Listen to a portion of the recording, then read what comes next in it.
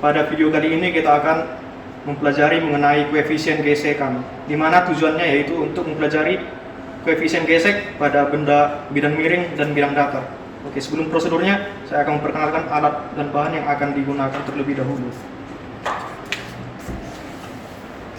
Pertama, di sini ada mimis beban yang sudah dikalibrasi masanya.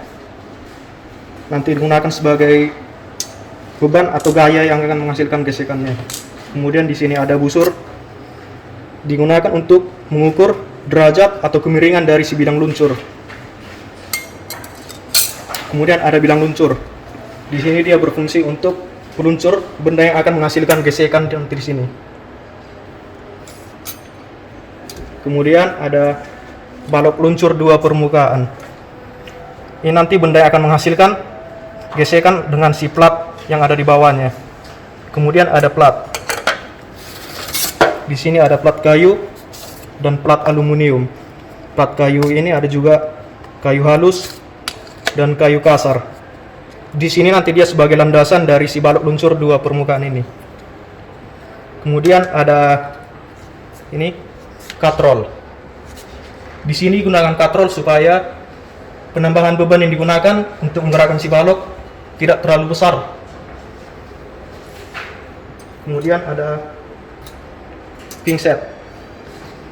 Pingset di sini digunakan untuk meletakkan beban ke si piringan supaya penambahan gaya dari luar tidak terlalu besar untuk menggerakkan si balok luncur.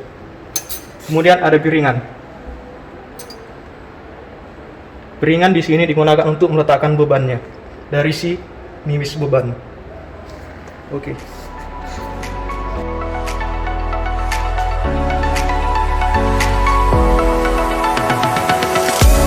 Ini kita akan membahas prosedur dari koefisien gesekan. Oke, langsung saja. Di prosedur ini kita akan mencari berapa beban yang dibutuhkan untuk menggerakkan dari si balok ini.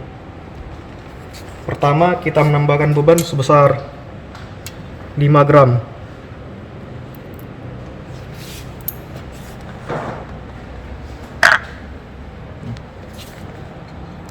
Balok masih diam. Kemudian ditambahkan menjadi 10 gram. Baloknya juga masih belum bergerak. 15 gram. Masih diam juga. Dan kini akan menambahkan beban sebesar 50 gram.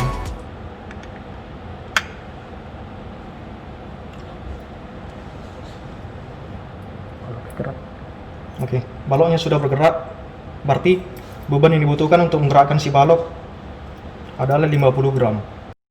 Oke, pada percobaan yang tadi kita menggunakan plat aluminium dengan linoleum kayu. Untuk prosedur yang lanjutnya dapat juga menggunakan kayu dengan linoleum. Di percobaan kali ini kita akan mencari prosedur dari si bidang miring. Langsung saja. Pada prosedur ini kita akan mencari berapa derajat yang dibutuhkan untuk menggerakkan dari si balok ini. Langsung aja. Pertama 5 derajat. Belum cukup juga untuk menggerakkan si balok. Kemudian tambahkan 10. Baloknya juga masih diam. Kemudian 15. Balok masih diam. 20. Baloknya juga masih belum bergerak. Kemudian ke 25. Baloknya sudah bergerak. Berarti 25 derajat yang dibutuhkan untuk menggerakkan dari si balok ini.